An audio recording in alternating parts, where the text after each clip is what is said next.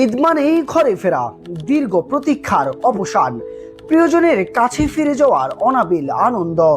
এই সময়টাতে শহর থেকে গ্রাম লাখো মানুষ ছুটে চলে আপন ঠিকানায়। সড়ক, রেলপথ আর নৌপথ পরিণত হয় ঘরে ফেরার ব্যস্ততম পথে। কিন্তু মনে রাখবেন, একটি ভুল সিদ্ধান্ত, এক মুহূর্তের অসতর্কতা, একটু অতিরিক্ত গতি এই আনন্দের যাত্রাকেই বদলে দিতে পারে আজীবনের বেদনায়। প্রতি বছর ঈদ যাত্রায় দেশে ঘটে শত শত সড়ক দুর্ঘটনা। অসংখ্য পরিবার হারায় তাদের সবচেয়ে আপন মানুষটিকে। মনে রাখুন, একটি দুর্ঘটনা শুধু একটি সংখ্যা নয়, এটি একটি পরিবারের স্বপ্ন, ভবিষ্যৎ সুখের সমাপ্তি ঘটাতে পারে।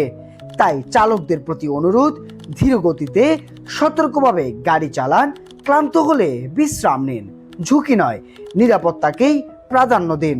যাত্রীদের প্রতিও আমাদের আহ্বান, বাসের ছাদে কিংবা পণ্যবাহী যানবাহনে ভ্রমণ করবেন না।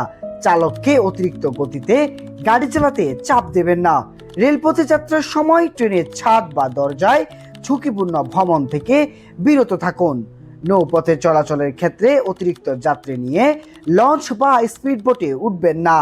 সম্ভব হলে অবশ্যই লাইফ জ্যাকেট ব্যবহার করুন, কারণ একটি নিরাপদ যাত্রাই পরিবারের ঈদের আনন্দকে সম্পূর্ণ করে। নিরাপদ যাত্রাই আনন্দময় ঈদের প্রথম শর্ত।